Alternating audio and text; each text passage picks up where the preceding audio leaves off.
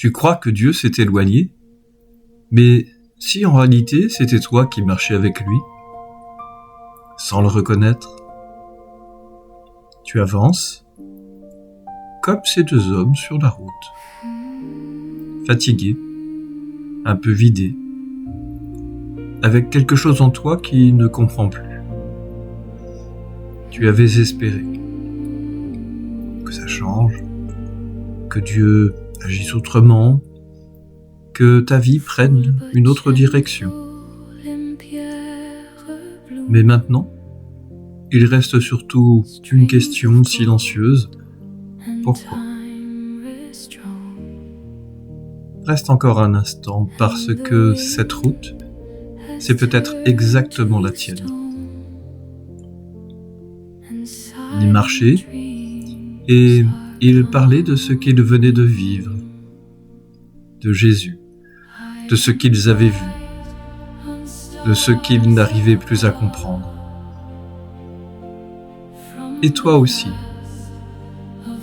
tu portes des événements que tu n'arrives pas à relier, des moments où Dieu semblait là, et d'autres où tout s'est brisé.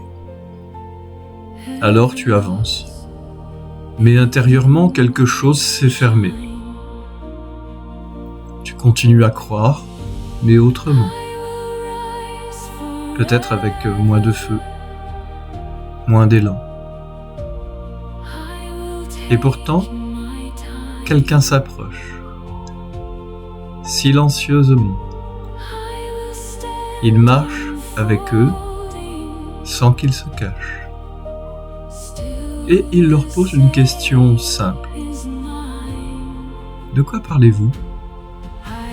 Comme si Dieu ne venait pas d'abord répondre, mais écouter. Comme s'il entrait dans ta confusion au lieu de la corriger immédiatement. Ne pars pas maintenant parce que c'est là que tout commence. Ils racontent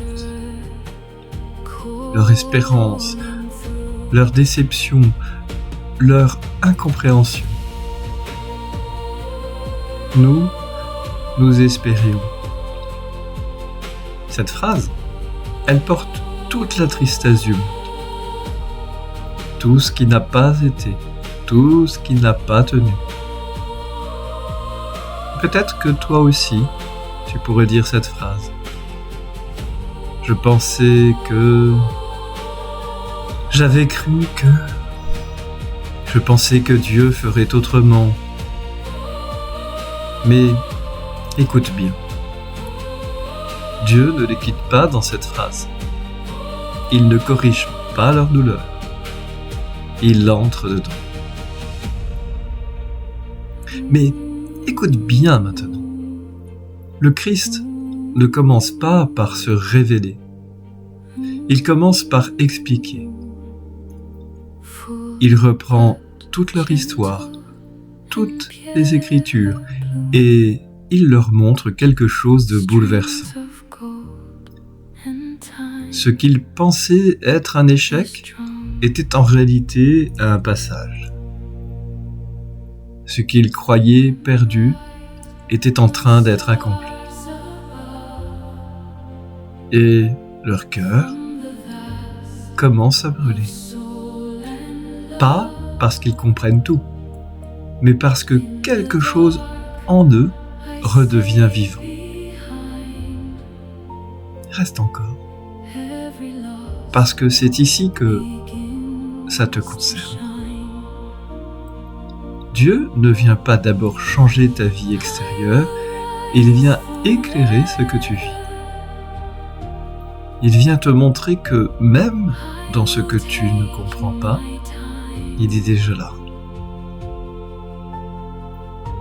Et puis, le soir tombe, comme souvent, le moment où tout devient plus fragile, plus incertain, plus intérieur. Alors ils disent « Reste avec nous ». Et il entre. Et c'est là, dans un geste simple, qu'ils le reconnaissent. Il prend le pain. Il le rompt. Et soudain, leurs yeux s'ouvrent. Pas dans une apparition spectaculaire, mais dans un signe, un geste, une présence. Et aussitôt, il disparaît, comme pour leur dire « Tu n'as plus besoin de me voir pour savoir que je suis là. » Alors ils se lèvent, ils retournent, ils repartent. La nuit n'est plus la même, la route non plus. Et toi, peut-être que rien n'a changé extérieurement, mais si ton cœur recommence à brûler, alors quelque chose a déjà commencé. Parce que le Christ ressuscité ne t'attend pas ailleurs, il marche déjà avec toi. Même ici, même maintenant, même dans ce que tu ne comprends pas encore. Amen.